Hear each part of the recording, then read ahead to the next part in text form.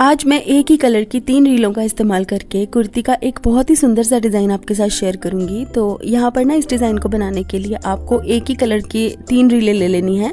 अब मेरे पास 2 रील्स तो एक ही कलर की थी, एक थोड़े से लाइट कलर की थी, लेकिन इतना डिफरेंस नहीं पता चलेगा जब हम सिलाई लगाएंगे। तो हमें ऊपर की तरफ 3 धागों को एक ही साथ भर लेना है। और इस डिज़ाइन को बनाने के लिए आप नॉर्मल जो सिलाई वाली निडल यूज़ करते हैं बस वही आपको यूज़ करनी है। और अब यहाँ पर कपड़े की एक पट्टी ली है मैंने और इसके पीछे फ्यूज़ पेपर चिपका लिया है। अब हमें बस इसके ऊपर तिरछी तिरछी सी सिलाइयाँ लगानी हैं। ये देखिए, एक एक पैर की दूरी पर मैं सभी सिलाइयाँ लगा रही हूँ। यहाँ पे सिलाइयों के बीच में आपको बहुत ज़्यादा गैप नहीं देना है।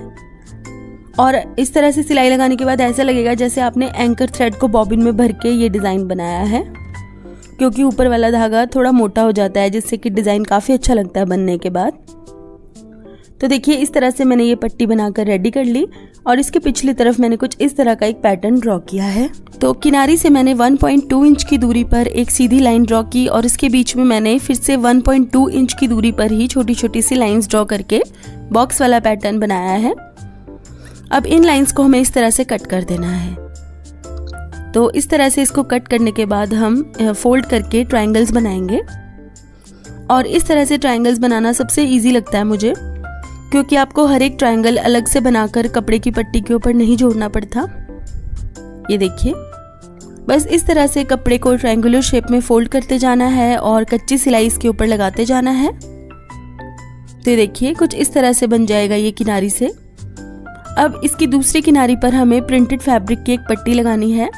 तो 2 इंच चौड़ी पट्टी मैंने ली है यहाँ पे और कुर्ती वाले फैब्रिक में से ही मैंने इस पट्टी को काटा है। अब देखिए, इस तरह से इस पट्टी के ऊपर हमें प्रिंटेड फैब्रिक की पट्टी को रखना है और सीधी तरफ इसको फोल्ड कर देना है। आप चाहे तो यहाँ पर थोड़ी ज़्यादा चौड़ी पट्टी भी लगा सकते हैं प्रिंटेड वाली, लेकिन मैंने यहाँ पर इसको बहुत ज़्यादा चौड़ा नहीं रखा है। तो इस तरह से इस पट्टी को अटैच करने के बाद हम इसके नीचे लेस लगाएंगे।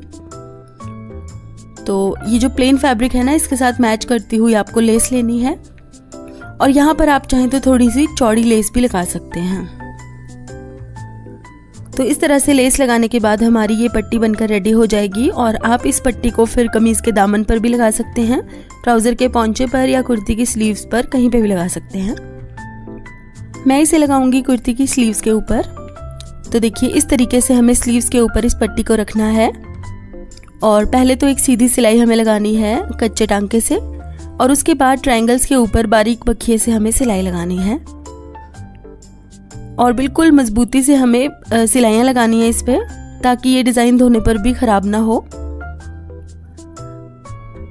ये देखिए, इस तरह से आप किसी भी प्रिंटेड कुर्ती के ऊपर डिज़ाइन बनाएंगे ना, तो बनने के बाद बहुत ही प्यारा लगेगा और किसी भी प्लेन फैब्रिक का यूज़ करके आप एकदम बुटीक स्टाइल कुर्ती बना पाएंगे, वो भी बहुत ही आसान तरीके से।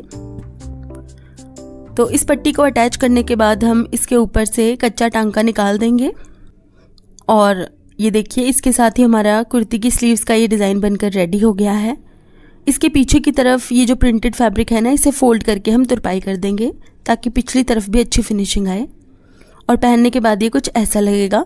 तो मुझे कमेंट करके ज़रूर बताइएगा कि आपको ये डिज़ाइन कैसा लगा और इसी तरह के और वीडियोस को देखने के लिए मेरे YouTube चैनल को सब्सक्राइब कीजिएगा और Facebook पेज को फॉलो कीजिएगा।